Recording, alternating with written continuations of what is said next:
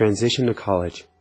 Even for the best prepared high school valedictorian, the transition to college can be a bit rough. And for ADD students, it's even more so. A lot of people think, well, I did really well in high school. Why do you say that college is going to be so tough? Or why is it that college has become so tough? The problem is, in high school, you think you're really doing it all on your own, but there's still a lot of artificial structure enforced. So now you go into college and you're not required to go to classes or to be on time. You're also not required to turn things in at a particular time. In fact, you may have only one paper or one exam an entire semester. So everything is on your own. You can do as much as you want or as little as you want. Classes are typically large and impersonal. You can have a large auditorium filled with up to 500 students for a 101 or entry-level core curriculum class such as English or Bio. It's very easy to fall behind with the small amount of work you have to physically turn in, but the huge workload you must do to keep up. You could have 10 chapters to read in a month, although they're not going to quiz you on any of them. Without any checking on you or making sure that you're doing the reading or practice problems, it becomes really easy to fall behind and dig yourself a deep hole or perhaps an early grave. Perhaps you're in an English 101 class with only one paper due this semester. Sure, it's 20 pages, but you think to yourself, how bad can it be? Maybe it's not that tough, but then again, if it's your only paper, they're going to be expecting a lot out of you. Do you know how to organize and structure 20 pages? Or do extensive research for a topic? And can you get it done with all of your competing demands? Any one assignment or test in college isn't that bad. Trouble is, you don't exist in a vacuum. College is like the Wild West, and you'll be pulled in 100 different directions with no support, structure, or guidance to keep you on task. Do you want to join a club or team? How about make new friends? And what about that part-time job you wanted? And well, you get the picture. Now add that to the 20-page paper that's due tomorrow because you haven't started it yet, plus that other assignment due this afternoon, and that midterm on Monday, after the weekend where you were gone with friends on Saturday and working all day on Sunday. In college, you're constantly pulled in a dozen different directions, and it's very hard to figure out how to structure things and keep going. Your support network's also gone, and college can be a cold, cruel world. Socially, it's not nearly as forgiving as high school. Sure, you don't have the cliques, and it's a lot easier to fit in. However, in high school, your friends have been with you for a long time. They knew your quirks and were willing to accept them. But now in college, students see you as having a little quirk or something that's out of order. Maybe you've just said hi to them and said, "Hi, what an ugly sweater." In high school, they may just have said, "Oh well, that's just Michael." But in college, they may just say next and move on to find new friends. So you don't have the same forgiving support network.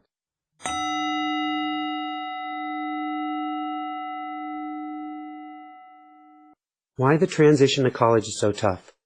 College has the unique ability to take the most well-prepared ADD high school student and turn them into a pile of quivering mud. This isn't meant to scare you away, it just means that you may have a challenge on your hands. Don't look at it as a problem, look at it as an opportunity for a solution. Since you're here listening to this audiobook, you'll get through, you'll learn the tricks to negotiating the dangerous, shark-infested waters of college. Going to college is like entering the Wild West. No rules, no structure, just gunfights, bar brawls, and wild saloons. Okay, you'd better not tell this to your mom or you'll be in a military academy before you know it. There's a lack of support.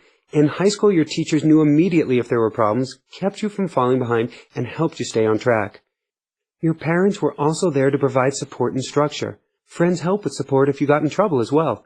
College can feel very daunting because you can feel all alone or without any of the support that you need.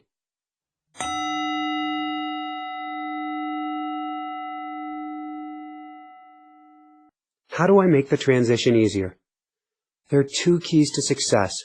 First is understanding the problem. Second is logistics. The fact you're listening to this helps a bunch. Identifying the problem is half the battle, and we have that one down. College is much more difficult than high school. Knowing what you're in for helps you avoid many of the common pitfalls. Logistics is looking at the pieces of the puzzle and setting yourself up for success. So now let's look at the major pieces of the puzzle.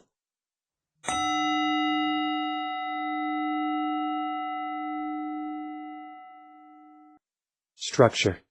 Like it or not, high school provided a great deal of structure. You knew when you'd be where, what time you'd wake, eat, sprint for classes, and more. You knew if and when you'd have time for study and when you could crash.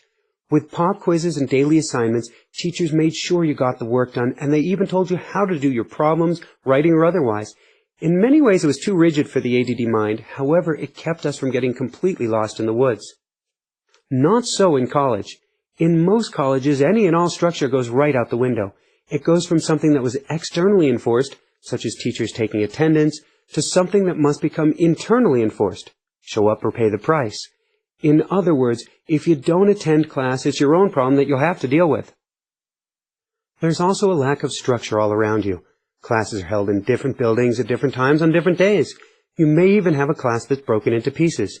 Perhaps Biology 101 meets on Monday and Thursday morning in room 345 of the lecture hall building at 9:45 to 11 a.m. But labs are held in the science building, room 212, at 2:15 to 4 on Monday, Wednesday, and Friday. Maybe it even switches depending on the week or guest lecturer. This can be very confusing. Meals aren't scheduled, too. You can eat any time you want. Cafeterias are open during a wide range of hours. And with ADD, you may forget or skip meals entirely. While we all have to watch for the freshman 15, for ADDers, the problem is often one of running out of energy, turning into Skinner bones, or constant blood sugar crashes because of the lack of any consistency in our eating habits, such as what, when, and where. If it weren't for the late-night runs to 7-Eleven or the vending machine, we might not eat anything at all. Your room also has no structure. When you first move in, it's completely empty. No furniture, no layout, nothing. While it looks like fun, depending on how you set up, you're in for a nightmare. Your time also has no structure. You can choose to attend class or not. You can do any of 1,000 different things offered all at the same time. You can sleep when you want, eat when you want, hang out with friends when you want. You don't even have to go to sleep if you don't want to. To succeed in college, you'll need to build some internal structure. You'll have to assign time for things and make rules for things, such as, I won't miss class, or I'll keep up with the reading assignments so I don't fall far behind. Don't worry, I'll show you ways to make this simpler. As ADDers, we need accountability to get things done, so we'll build that into your internal structure. This typically involves scheduling, routine building, and recruiting assistants, all of which we'll cover ahead. Freedom. Along the lines of missing structure is incredible freedom. If it's not illegal, or sometimes even if it is, you can do almost anything you want, period. For ADDers, we're often swinging from the rafters or lost and overwhelmed. There is so much freedom at college. Do what you want, when you want, or if you want. It's easy to end up like a kid in a candy store, overwhelmed by the variety of choices and activities around you.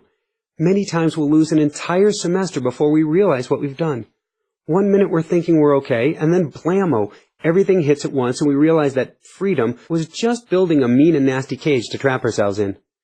Don't sweat this either. There are ways to give yourself freedom and the structure you need to survive. It's a balance game, one in which you need to have fun and at the same time get at least a little work done. Since freedom's a double-edged sword, we'll look at building a routine to make it easier to get things under control. Support. There's little built-in support in college. Unlike high school, many college lecturers won't even know you. It's also very unlikely they'll notice you're struggling until it's too late. While guidance counselors are available, they too have such a large number of students it's easy to fall through the cracks. And though we may not like to admit it, our parents aren't there to lean on and help when the going gets rough. It all adds up to a feeling of being alone in the world, with an unclear direction of where to turn for help. To get the support you need means making it easy to ask for help and work with others for support and accountability. For instance, if you know you'll have a difficult multi-step assignment due for history, you may talk with the professor and ask to show her a piece of your project a week for 4 weeks, leading up to the due date. This helps you get the support you need while making you accountable to getting it done. We'll look at lots of ways to get you the support you need without making it a chore. The goal is to get you support to make things easier and more enjoyable, not for the purpose of torture.